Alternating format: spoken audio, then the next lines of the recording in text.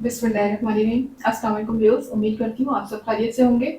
आपको अपने चैनल में सीना में वेलकम कहती हूँ। तो क्लास हम लोग का क्लास 9 मैथ्स इन text book board chapter number 9 congruent triangle continue है, जिसकी आज हम एक्सरसाइज 9.1 का क्वेश्चन नंबर 4 स्टार्ट करने जा रहे हैं, जो कि इस एक्सरसाइज का लास्ट क्वेश्चन है। इससे पहले क्वेश्चन नंबर 3 तक कंप्लीट हो चुके हैं। जिन लोगों ने अभी तक कंप्लीट नहीं किए वो मेरे चैनल की प्लेलिस्ट से कंप्लीट कर सकते हैं। इसके अलावा उस प्लेलिस्ट का लिंक आपकी वीडियो के डिस्क्रिप्शन में भी मौजूद है, वहां से क्लिक करके भी आप कंप्लीट कर सकते हैं।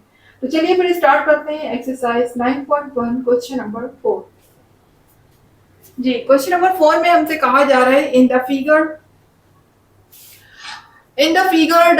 यहाँ पर देखिए triangle D E F is congruent to triangle P Q R such that, देखिए ये बात यहाँ पर भी बता दी गई है कि दोनों ये जो ट्राइंगल आपको गिवन है ये आपस में क्या है, कॉन्ग्रुएंट है यानी इक्वल है। ठीक है, सच दैट कि डी ई जो है वो 6x प्लस 1 सेंटीमीटर दिया हुआ है।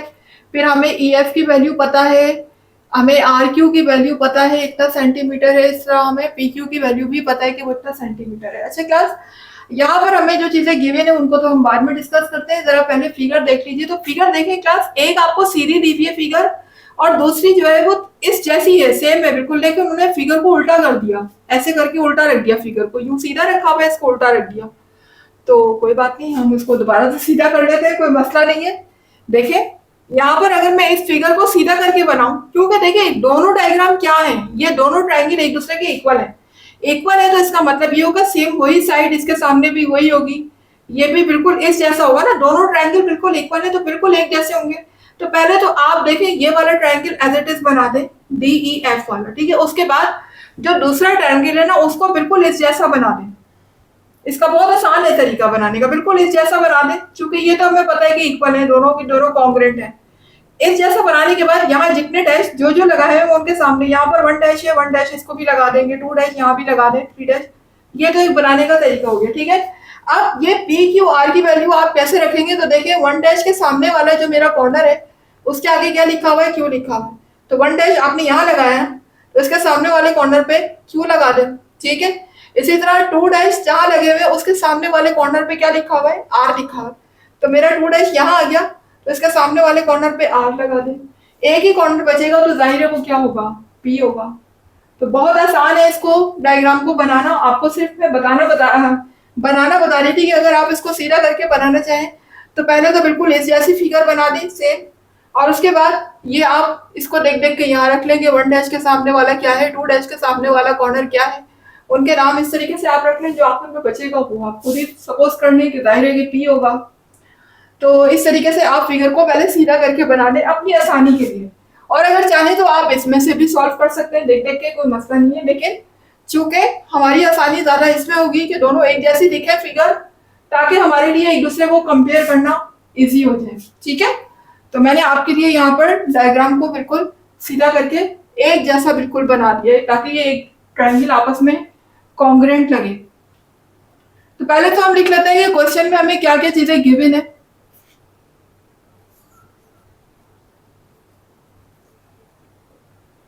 जी, गिवन है हमें, सबसे पहले तो देखिएगा हमें दिया हुआ है कि ये ट्रायंगल इस ट्रायंगल के कॉन्ग्रुएंट है। ये यहीं ऊपर ही लिख लेते हैं हम कि triangle D E F is congruent to triangle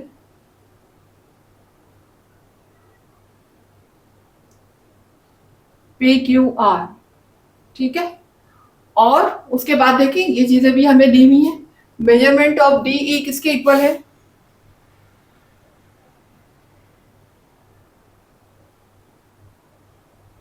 measurement of D E हमें दिया हुआ है 6x प्लस 1 सेंटीमीटर। ठीक है, और फिर मेजरमेंट ऑफ, कॉमन डाल के आप चाहे तो इसी के आगे भी लिख सकते हैं, मेजरमेंट ऑफ ई एफ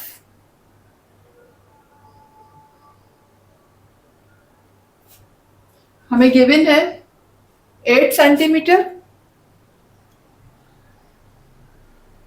इसके अलावा मेजरमेंट ऑफ आर क्यू ये हमें कितना दिया हुआ है, 5y माइनस 7 सेंटीमीटर। और आगे फिर हमें मेजरमेंट ऑफ पी क्यू, ये कितना गिवन है, 10x माइनस 19 सेंटीमीटर। ठीक है, ये तो हमें थी वो चीजें जो गिवन थी, जो हमें क्वेश्चन में दी हुई थी। हमें फाइंड क्या करना है, रिक्वायर्ड क्या है, हमें यहां पर लिख लेते हैं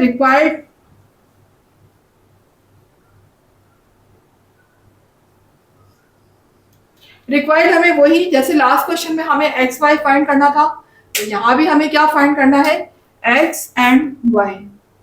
यानी हमें एक्स भी फाइंड करना है, एक्स के आगे क्वेश्चन मार्क, और हमें वाई भी फाइंड करना है। ये दोनों चीजें हमें फाइंड करनी है। तो क्लास यहाँ पर आप देख सकते हैं कि चूंकि हमारी हर साइड एक दूसरे के इक्वल है, फर्स्ट साइड फर्स्ट के इक्वल है, सेकंड के इक्वल है, थर्ड के इक्वल है, तो हम यहाँ पर इजीली कंपेयर कर सकते हैं। हम ये कह सकते हैं ना कि साइड ई एफ को, ये वाली जो थर्ड साइड है, इसको हम इसके इक्वल सपोज कर लें, या जो हमें गिवन है, देखिए यहाँ पर हमें डी ई गिवन है,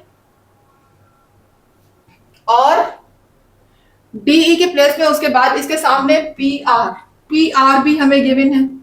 पी आर हमें नहीं दिया हुआ, ठीक है, पी आर नहीं दिया हुआ, क्यू आर दिया हुआ है। चले फिर हम देख लेते हैं कि कौन सी हम कंपेयर कर सकते हैं। देखिए ई एफ गिवन है हमें, ये वाली लेंथ हमें गिवन है, ठीक है। इसके अलावा देखें क्यू आर हमें गिवन है,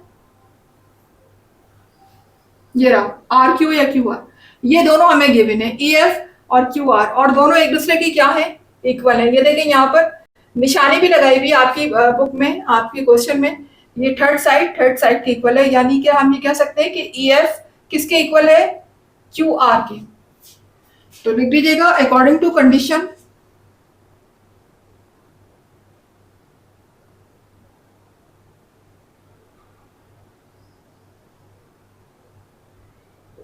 हम ये कह सकते हैं कि measurement of E F, sorry angle नहीं आएगा यहाँ पर, measurement of E F equal to measurement of R Q, ठीक है, किसके इक्वल है, मेजरमेंट ऑफ आर क्यू।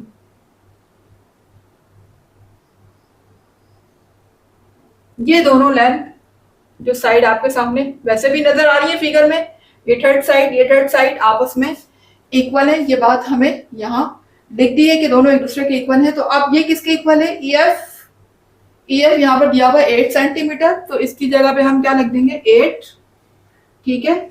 और क्यू आर या आर क्यू हमें कितना दिया हुआ है, ये रहा आर क्यू आपके सामने गिवन में है 5y माइनस 7, 5y माइनस 7, इन दोनों की प्लेस में हमने इनकी वैल्यू रख दी। और अब हम यहाँ से वैल्यू ऑफ y फाइंड कर लेते हैं। जी क्लास, अब 7 को हम यहाँ शिफ्ट कर लेते हैं, y को इधर सिंगल रहने देते हैं। तो देखें 8 के पास 7 आ जाएगा, तो यहाँ आने के बाद प्लस हो जाएगा, 5y रिमेनिंग रह गया यहाँ पर, ठीक है। अब 8 प्लस 7 मेरा कितना हो जाएगा, 15 हो जाएगा, ठीक है। और यहाँ है मेरा 5y। तो क्लास क्योंकि आपको पता है कि y की वैल्यू जो भी हम फाइंड कर रहे होते हैं जिस वेरिएबल की, वो नॉर्मली कहाँ लिखा जाता है, लेफ्ट साइड पे। तो 5y को मैं यहाँ लिख लेती हूँ और 15 को मैं यहाँ लिख लेती हूँ, एक ही बात है, दोनों एक दूसरे के इक्वल है, सिर्फ इनकी जगह चेंज की है। अच्छा आप देखिए यहाँ पर 5 क्या हो रहा है, मल्टीप्लाई हो रहा है y से, इधर आने के बाद डिवाइड हो जाएगा, तो y की वैल्यू मेरी क्या आ जाएगी, 15/5। कैंसिल कर देते हैं, 5 1 5, 5 3 15 जी। तो y की वैल्यू इधर क्या आ गई, 3 आ गई, ठीक है। y की वैल्यू मेरी 3 आ चुकी है।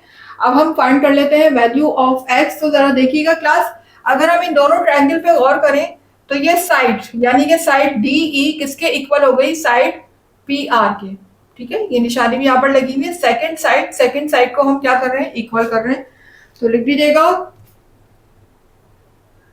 अकॉर्डिंग टू कंडीशन 2, अब कंडीशन 2 हम देख रहे हैं तो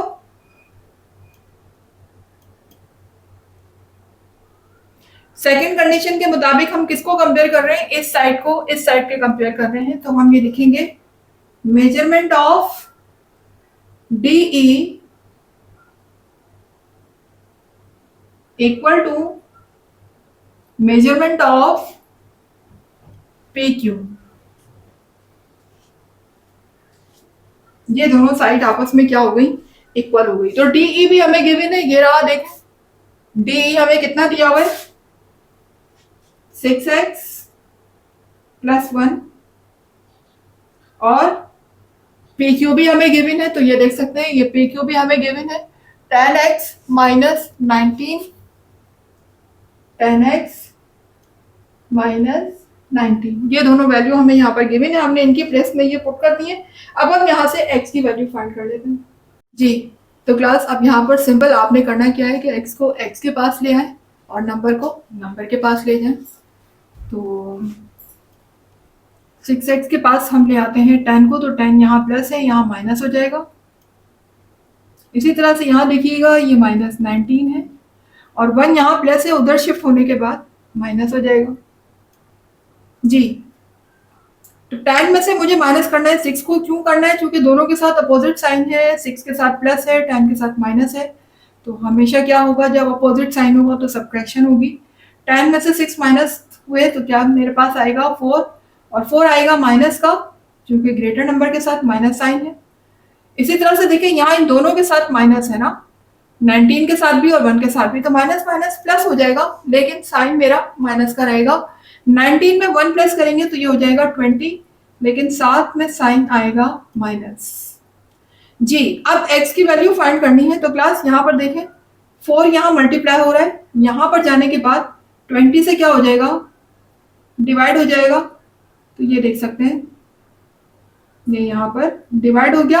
अब माइनस से तो माइनस कैंसिल हो गया और 4 1 जा 4, 4 5 जा 20, ठीक है। x की वैल्यू मेरे पास क्या आ गई, 5 आ गई जी। तो y मेरे पास 3 आ चुका है, x मेरे पास 5 आ चुका है। तो मेरा रिजल्ट क्या हो जाएगा क्लास, रिजल्ट लिख लीजिएगा। जो हमसे पूछा गया था वो हमने फाइंड कर लिया है, हमसे value of x and y ही पूछी है कि वो हम यहाँ पर मालूम कर चुके हैं। तो x मेरा आ चुका है 5, और y मेरा आ चुका है 3, ठीक है क्लास। तो यहाँ पर मेरा क्वेश्चन नंबर 4 हो चुका है कंप्लीट, और इसके साथ साथ एक्सरसाइज भी कंप्लीट हो चुकी है, ये एक्सरसाइज 9.1। इंशाल्लाह मिलते हैं नेक्स्ट एक्सरसाइज के साथ, एक्सरसाइज 9.2 के साथ। तो मुझे दीजिएगा इजाजत। बस जाने से पहले एक ही बात कि अगर वीडियो पसंद आ रही है, कॉन्सेप्ट क्लियर हो रहे हैं और कुछ सीख रहे हैं आप मेरी वीडियो से, तो फिर वीडियो को लाइक जरूर कीजिएगा, चैनल को सब्सक्राइब करके बेल आइकन को हिट करें और जितना ज्यादा हो सके वीडियोस को शेयर किया करें। मुझे दीजिएगा इजाजत, मिलते हैं नेक्स्ट एक्सरसाइज के साथ, तब तक के लिए अल्लाह हाफिज।